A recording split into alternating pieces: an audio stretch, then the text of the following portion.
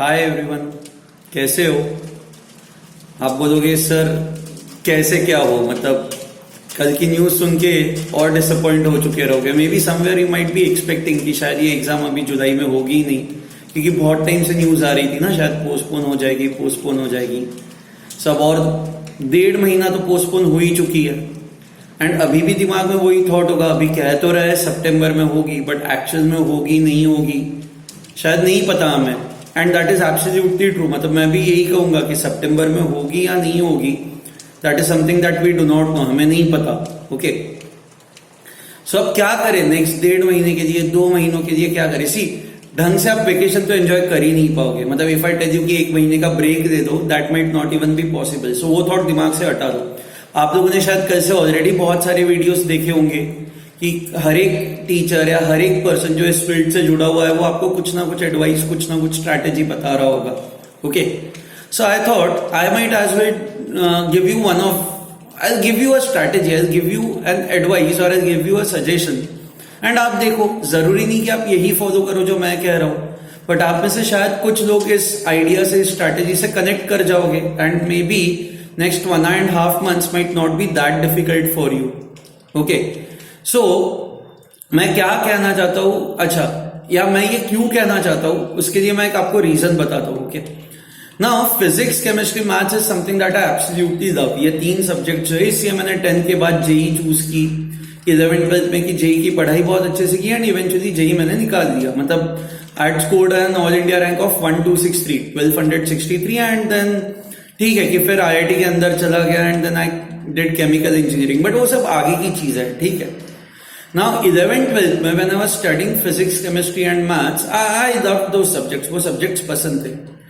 उसके बावजूद मैं पक गया था, मतलब 2 साल पढ़ के मैं पक गया था। ठीक है, मतलब आई वाज टायर्ड, ऐसा लग रहा था कि एग्जाम कब आती है एंड एक बार कि ये एग्जाम निकल जाए। So I was very very happy जिस दिन मेरी एग्जाम खत्म हुई थी। मतलब रिजल्ट से भी ज्यादा I was more happy the day when my exams got over. Okay, ये शायद मैंने प्रीवियस पहले कभी तो वीडियोस में ये बताया हुआ है।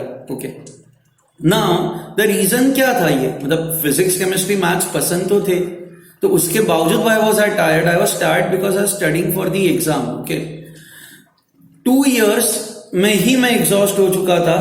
आपको और एक्स्ट्रा 3 महीने, 4 महीने, 5 महीने एक्स्ट्रा पढ़ना है आपको। मतलब वी डू नॉट नो कि और आपको एक्स्ट्रा कितना पढ़ना है। एज एडवाइस दिस, एग्जाम्स भूल जाओ, प्लीज फॉरगेट दैट जेई या नीट या सीईटी करके कोई एग्जाम है अभी। द रीजन इज बिकॉज कि आप एग्जाम सामने रखोगे ना, तो मतलब सुसाइड करने की ही इच्छा होगी, सिंपल वर्ड्स में। यू जस्ट गेट डिप्रेस्ड, थके हुए, ऑलरेडी आप थके हुए हो, और 2 महीनों के बाद, 3 महीनों के बाद एग्जाम है, एंड आप सोचोगे कि 3 महीनों के बाद मैं पढ़ूंगा, 3 महीनों के बाद जो एग्जाम है उसके लिए मैं पढ़ूंगा, बहुत थक जाओगे, अब पढ़ाई होगी नहीं आपसे।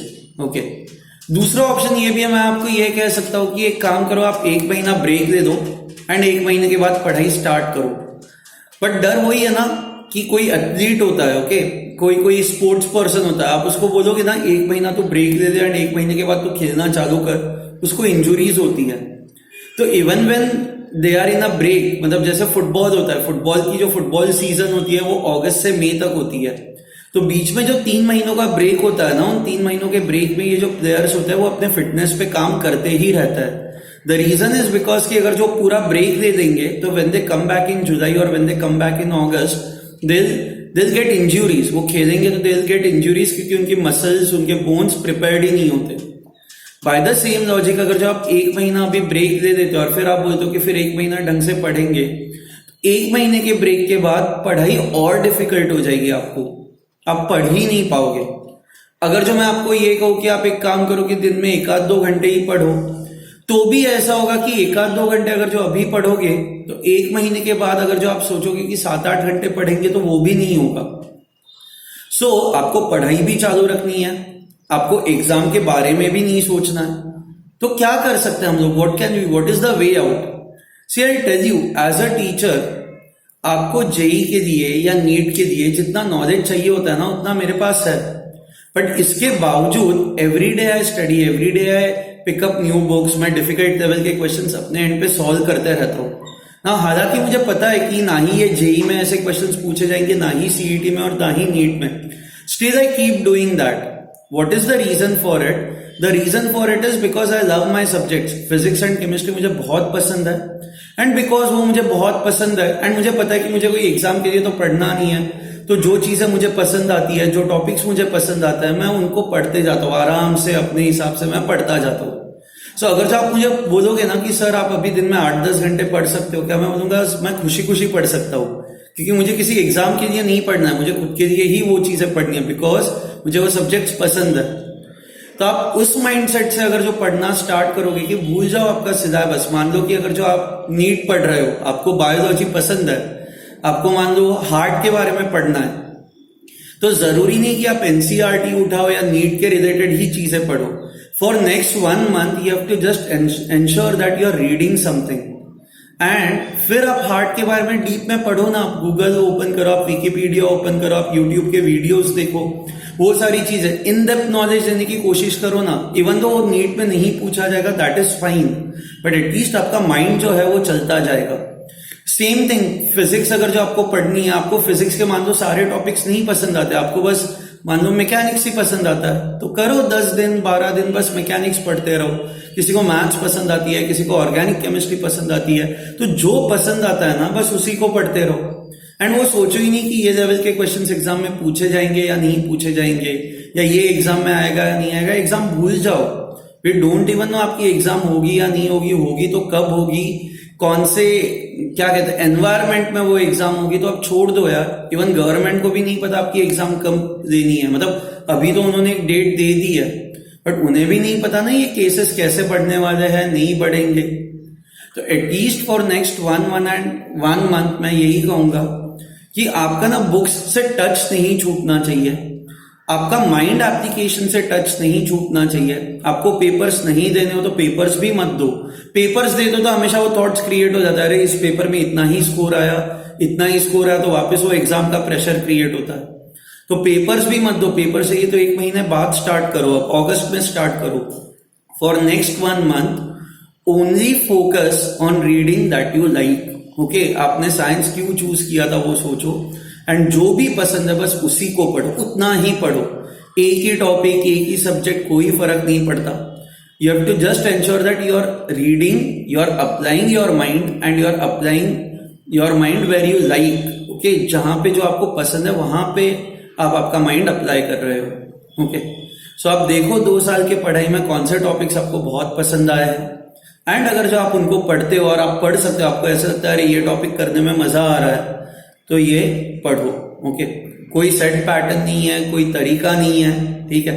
बस समहाउ अगर जो आप कुछ ऐसा पकड़ पाते हो जो आपको नेक्स्ट 1 महीने तक एंगेज रखे, 1-1.25 महीने तक, तो वो करो. 1-1.25 महीने के बाद क्या होगा कि अपने आप से अगस्त आ जाएगा, हमें वो भी समझ में आएगा कि केसेस कम हो रहे हैं, नहीं हो रहे. केसेस कम हो रहे तो एक वो भी समझ में आ जाएगा कि एग्जाम अब सितंबर में होंगी, तो अपने आप से आप पढ़ाई पे लग जाओगे. बट अभी से एग्जाम्स का मत सोचो. नेक्स्ट 1 month खुद के लिए पढ़ो, जो पसंद है वो पढ़ो. ओके, तो शायद आपका 1 महीना, मैं ये नहीं बोलूंगा कि मस्ती से निकल जाएगा, बट एटलीस्ट बुरा नहीं रहेगा. It will not be bad. Okay, you will like it. Fine, चलो बाय एवरीवन. डोंट वरी कि ये ऐसा मत सोचो आप ही के साथ क्यों हो रहा है. अब जो है वो है ना. Everyone is getting affected in one और दी अदर वे. आपके एग्जाम से इससे आप अफेक्ट हो रहे हो. आप सोचो जो बच्चे नेक्स्ट ईयर जेई नीट देने वाले हैं, उनको तो मतलब क्लासरूम लेक्चर्स मिल ही नहीं रहे, तो बेचारे सब ऑनलाइन पढ़ रहे हैं. जो आप लोगों ने क्लासरूम में पढ़ा हुआ है वो बच्चे सब कुछ ऑनलाइन ही पढ़ रहे हैं. जो 10th में अभी बच्चे, जो 10th पास आउट बच्चे हैं, उनका तो रिजल्ट आ नहीं रहा है, तो उनको पता नहीं कि आगे की चीजें कब स्टार्ट होंगी. Okay, so every student is getting affected in one और दी अदर वे, किसी भी फील्ड का हो. सो जस्ट डोंट कर्स कि आपके साथ ही क्यों हो रहा है. Okay, don't worry about that, and pick up a book, pick up something, read anything. मान लो कि आपको पढ़ाई का नहीं पढ़ना हो, आपको कुछ और पढ़ना हो, कोई और नॉवेल पढ़नी हो, तो भी ठीक है. Just don't leave books aside. Books को साइड में मत रखो. सिमिलरली जो जेई फोकस स्टूडेंट्स, आपको सॉल्विंग आपके लिए इंपॉर्टेंट है, आप पजल सॉल्व करो. ओके, आपको बस आपका माइंड अप्लाई करना है, कहीं ना कहीं पे आपको आपका माइंड अप्लाई करना है. प्लीज एंश्योर कि वो mind Instagram, Facebook and WhatsApp में अप्लाई नहीं करना है.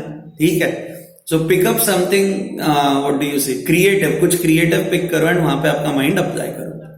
ठीक है, चलो बाय एवरीवन। ओके।